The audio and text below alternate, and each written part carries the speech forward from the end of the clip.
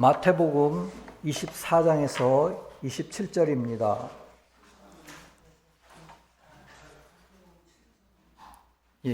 마태복음 7장 24절에서 27절입니다. 그러므로 누구든지 나의 이 말을 듣고 행하는 자는 그 집을 반석 위에 지은 지혜로운 사람 같으리니 비가 내리고 창수가 나고 바람이 불어 그 집에 부딪히되 무너지지 아니하나니 이는 추수를 반석 위에 놓은 까닭이요 나의 이 말을 듣고 행하지 아니하는 자는 그 집을 모래 위에 지은 어리석은 사람 같으리니 비가 내리고 창수가 나고 바람이 불어 그 집에 부딪히매 무너져 그 무너짐이 심하니라. 아멘. 성문서는 계시록 해설 644번에 24항을 읽어드리겠습니다. 의지와 이해성에 신적 진리를 받아들인 자는 시유를 정복합니다. 집이 기초로 한 바위는 신적 인성으로서의 주님을 의미합니다. 모래는 단지 기억 속에 받아들인 신적 진리를 의미하므로 생각 속에서 옅은 차원을 의미합니다. 결국 흩어지고 분리됩니다. 그 이유는 거짓과 혼합되고 사상이 위화되기 때문입니다. 그러므로 주님이 말씀하신 듣고도 행하지 않는 것이 이것을 의미합니다. 아멘. 오늘은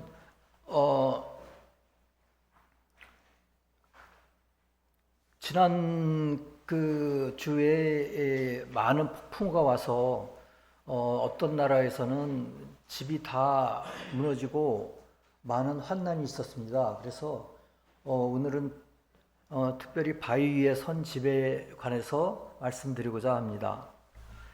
우선 주님은 산상수훈에서 새로운 복음을 선포하셨습니다. 아주 새로운 복음입니다. 주님은 무엇을 강조하셨을까요? 강조하신 부분은 새로운 종교는 단지 형식적인 의식이나 전통을 지키는 것만이 아니다. 오히려 영적인 원리, 하나님의 질서의 원리를 인식하고 그것에 따른 삶을 사는 것에 있다고 말씀하셨습니다. 그것이 새로운 종교다 이렇게 말씀하신 것이거든요. 또한 주님은 겸손과 자비와 순수함의 축복에 관하여 말씀하셨습니다. 마음이 가난한 자는 복이 있나니 이런 말씀하셨죠. 그것이 그런 말씀이시고요. 그리고 분노와 미움은 버려야 한다고 말씀하셨습니다. 왜 그럴까요? 그것이 계속되다 보면 결국에는 살인으로 치달을 수도 있기 때문입니다. 또한 주님은 다른 사람을 판단하지 말라고 하셨습니다. 그러면 판단하지 않고 어떻게 해야 되는 것일까요? 연민을 가지라고 말씀하셨습니다. 용서를 하라고 말씀하셨습니다. 또한 간음의 죄를 버리라고 말씀하셨습니다. 산상수훈 말고 다른 부분에서 그런 말씀을 하셨죠. 의지와 생각에서 멀리하라고 말씀하셨습니다. 또한 외식하는 자가 되지 말고 마음으로부터 예배하는 참된 예배를 드리라고 말씀하셨습니다. 외식하지 말라고 말씀하셨죠. 또한 세상적인 것을 멀리하고 참되고 영원한 행복을 추구하라고 말씀하셨습니다.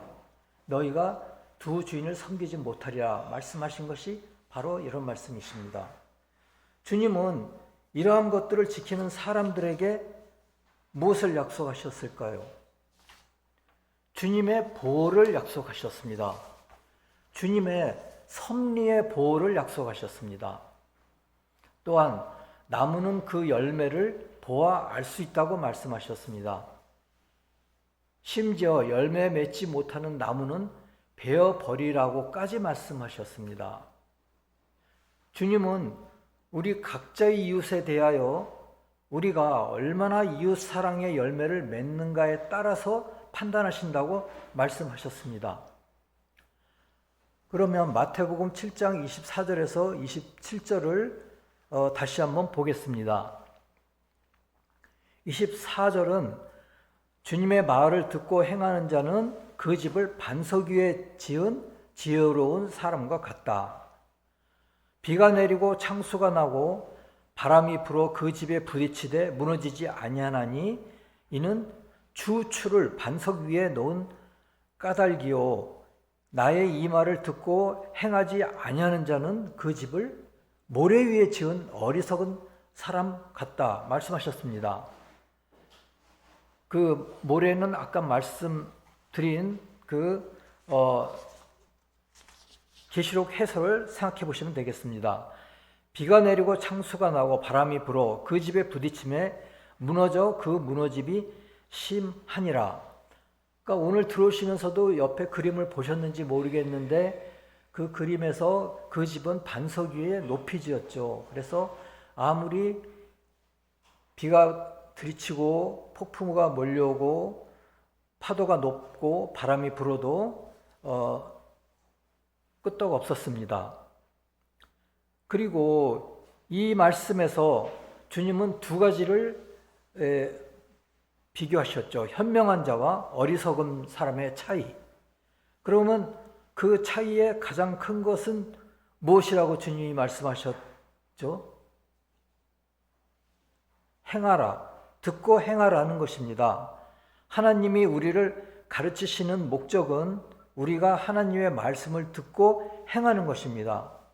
이 말씀에서 주님은 사람을 두 부류로 나누셨는데요. 하나는 주님의 말씀을 듣고 주님의 질서에 순종해서 행하는 사람입니다.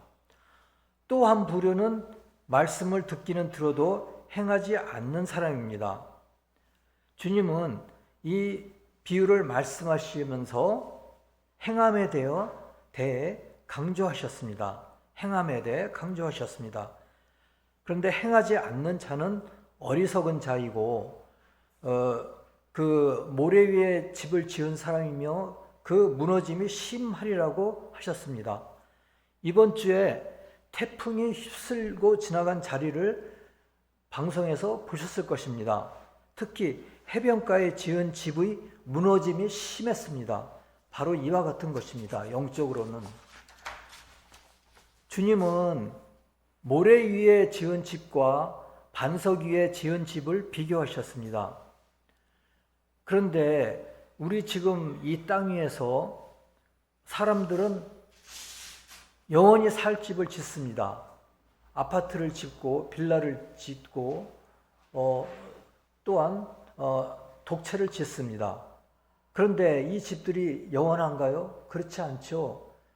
몇십 년 지나면 재건축을 해야 되고 또 다시 지어야 합니다.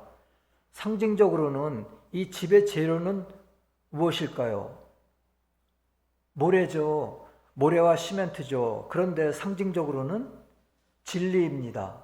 진리의 지식들입니다. 말씀으로부터 우리가 얻어낸 진리의 지식들입니다. 그렇다면 반석은 무엇일까요? 반석은 신적 진리입니다. 가장 높은 의미로는 주님 자신인 것입니다. 그러니까 진리는 진리이되 주님으로부터 오는 신성한 진리, 신적 진리, 그 위에 집을 짓는 것이고요. 또한 가장 높은 의미로는 주님 자신입니다. 즉 우리가 주님에 대한 신앙 위에 집을 짓는 것입니다. 주님으로부터 나오는 말씀에 신적 진리에 신앙의 집을 짓는 것입니다. 현명한 자는 주님의 신적 이성, 주님이 이 세상에 오신 신적 인성을 인정하는 것입니다. 주님을 메시아로서 그리스도로서 인정하고 그런 사람들이 현명한 자들이고 반석 위에 집을 짓는 것입니다. 인정하면서 주님의 말씀을 따라서 행하고 또 내적으로 주님으로부터 오는 진리를 인정하는 사람들이 반석 위에 집을 짓는 것입니다. 그러면 마태복음 16장 13절부터 18절까지를 읽어보겠습니다. 예수께서 빌립보 가이사랴 지방에 이르러 제자들에게 물어 이르시되 사람들이 인자를 누구라 하느냐? 이르되 더러는 세례 요한, 더러는 엘리야, 어떤 이는 예레미야나 선지자 중에 하나라 하나이다. 이르시되 너희는 나를 누구라 하느냐? 시몬 베드로가 대답하여 이르되 주는 그리스도시요 살아계신 하나님의 아들이시니이다 하고 말씀하셨죠. 17절에서 예수께서 대답하여 이르시되 바요나 시몬아 네가 복이 있도다. 이를 네게 알게 하니는 혈육이 아니요 하늘에 계신 내 아버지시니라. 또 내가 네게 이르노니 너는 베드로라. 내가 이 반석 위에 내 교회를 세우리니 음부의 권세가 이기지 못하리라. 지난주에 왕의 신하가 처음에는 주님을 선지자 중 하나라고 생각하였다고 생각됩니다. 그런데 나중에는 아들이 낳게 되고 또 아들이 낳은 시각이 주님이 말씀하신 시각과 일치하는 것을 듣게 되고 그러면서 그리스도이심을 알고 또 온 식구가 믿은 것입니다. 그와 같이 오늘에 있어서도 가이사랴 지방에서 처음에는 선지자 중에 하나라고 생각을 하였지만은 베드로는 그리스도시요 살아계신 하나님의 아들이시니이다 말씀하신 것입니다. 그런데 반석은 헬라어로는 페트라인데 무슨 뜻일까요? 바위 언덕, 반석을 의미합니다. 베드로는 헬라어로는 페트롯인데 그것 또한 바위 또는 바위 조각을 의미합니다. 그러니까 베드로라는 인물 위에 이 교회를 세우신다는 의미가 아니고요. 베드로는 주님의 신적 인성에 대한 신앙을 의미합니다. 이러한 주님의 신적 인성에 대한 신앙 위에 이러한 기초 위에 집을 짓는 것이 곧 바위 위에 집을 짓는 것이라는 것을 의미하는 것입니다. 시편에서도 비슷한 이야기가 나오는데 시편 89편 26절에서 말씀하시기를 그가 내게 부르기를 주는 나의 아버지시요 나의 하나님이시요 나의 구원의 바위시라 하리로다 하셨습니다. 그러면 이제 우리가 아까 말씀하신 비가 내리고 창수가 나고 바람이 부는 그 인생의 폭풍에 대해서 서로 이야기해 보겠습니다. 악한 욕망의 공격과 거짓 생각의 공격이 홍수의 물인 것입니다. 홍수의 물로 나타납니다. 범람하는 물과 같이 악한 욕망과 거짓된 생각은 홍수와 같이 몰려듭니다. 우리 인생에서 필히 그럴 때가 있었습니다. 물은 우리가 필수적으로 마셔야 합니다. 그래서 우리의 생명을 유지하지요. 특히 사마리아 여인과 주님과 대화할 때 사마리아 여인은 목마르지 않는 생수를 달라고 말씀하셨듯이 물은 영적인 생명에도 필수적입니다. 그러니까 육체적인 생명에도 필수적이고 영적인 생명에도 필수적입니다. 그런데 노아의 홍수 때처럼 물이 사람을 멸망시키기도 합니다. 홍수의 물이 사람을 멸망시키기도 합니다. 악한 사람의 마음에는 거짓이 홍수처럼 몰려듭니다. 그러면 어떻게 될까요? 마음에 거짓이 가득 차게 되면은 영적으로는 악한 영들이 우리 생각에 돌진해 들어옵니다. 그러므로 어떤 행동을 급격하게 하도록 합니다. 그것이 바람이라고 할 수가 있습니다. 폭풍의 바람입니다. 우리가 선을 선택해야 하는 이유도 이것입니다. 악을 선택하면 거짓이 홍수처럼 몰려들고 결국 그 사람은 거짓에 의해 잘못된 추론을 하게 되는 것입니다. 그리고 어떻게 될까요? 결국은 무너짐이 심하게 되는 것입니다. 그것이 마태복음 7장 27절에 비가 내리고 창수가 나고 바람이 불어 그 집에 부딪힘에 무너져 그 무너짐이 심하니라의 의미입니다. 우리는 그렇게 되어서는 안 되겠습니다.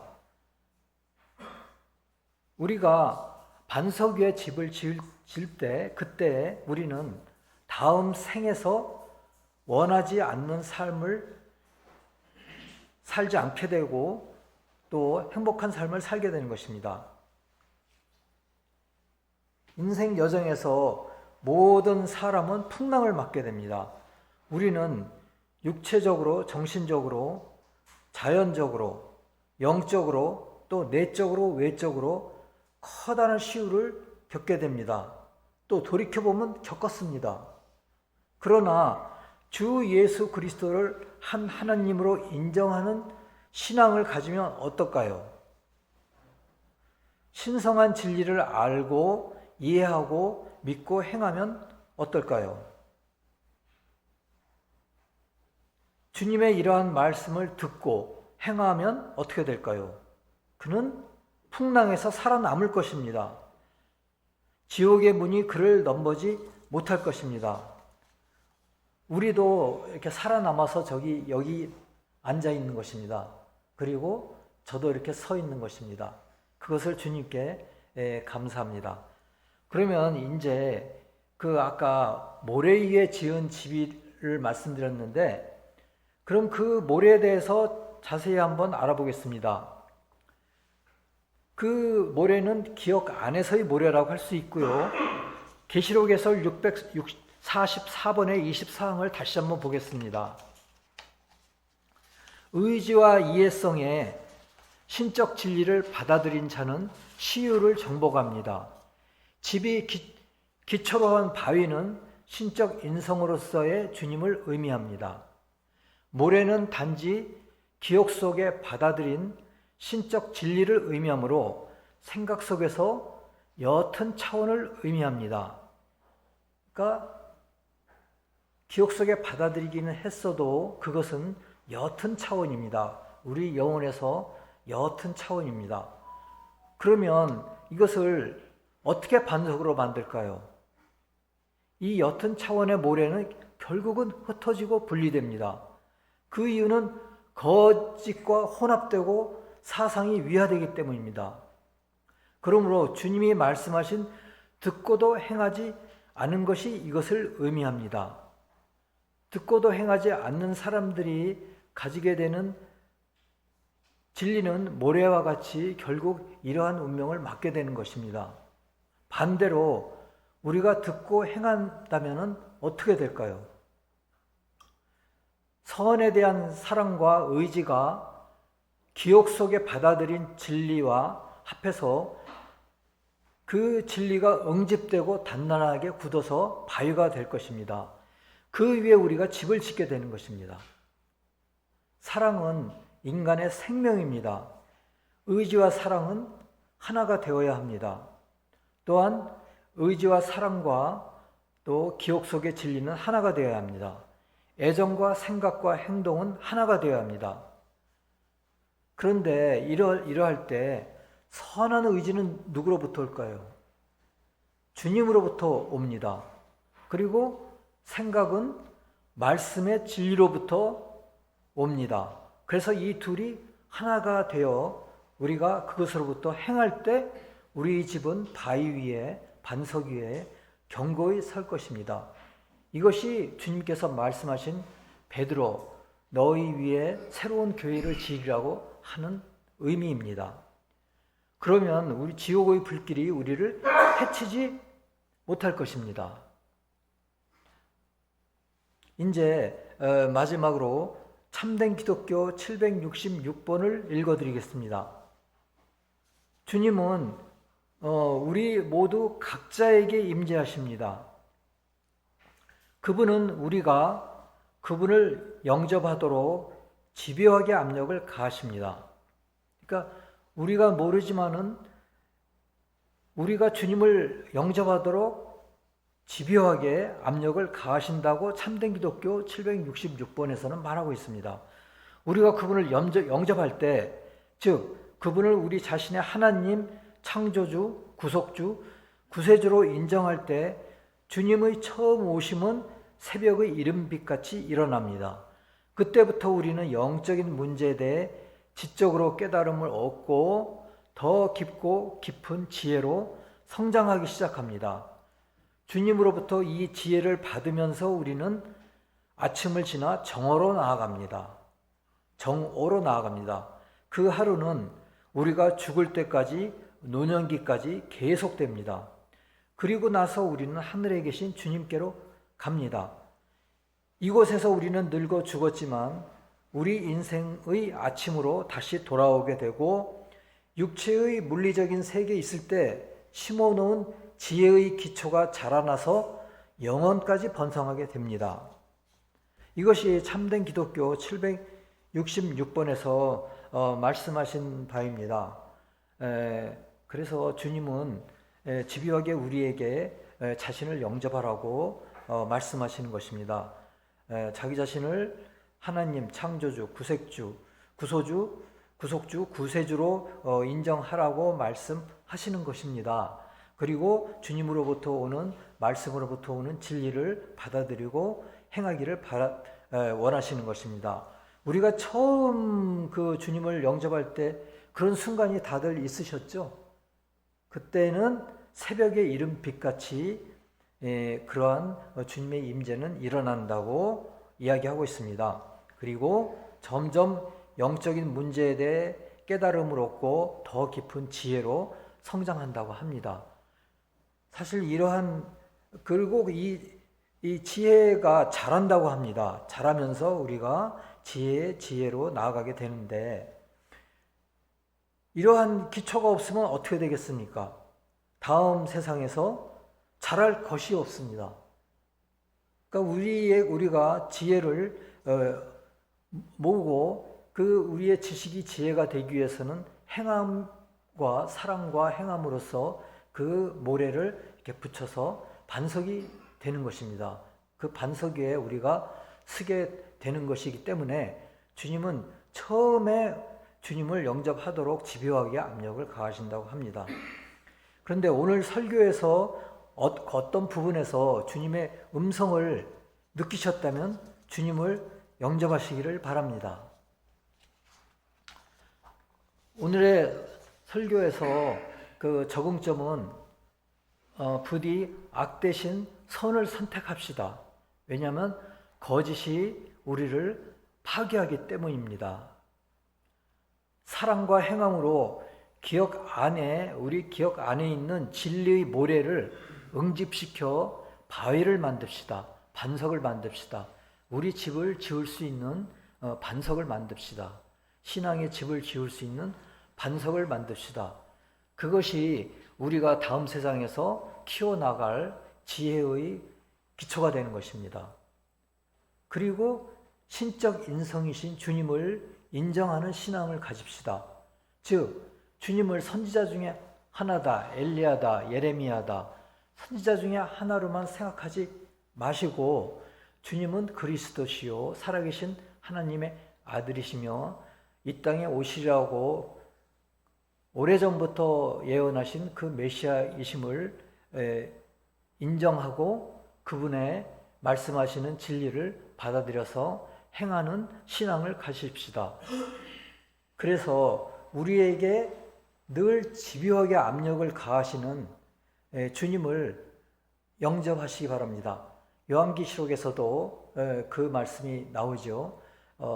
그러니까 오늘의 설교에서도 어떤 주님을 새롭게 영접하는 어떤 부분이 있다면은 그 주님을 영접하실 때 주님의 은혜가 들어오고 주님으로부터 선한 행복이, 선으로부터 오는 행복이 들어올 것입니다. 그리고 삶의 모든 어두운 부분을 몰아내고 아침에 햇빛처럼 우리의 마음을 밝게 만들어 주실 것입니다. 누구든지 나의 이 말을 듣고 행하는 자는 그 집을 반석 위에 지은 지혜로운 사람 같으리니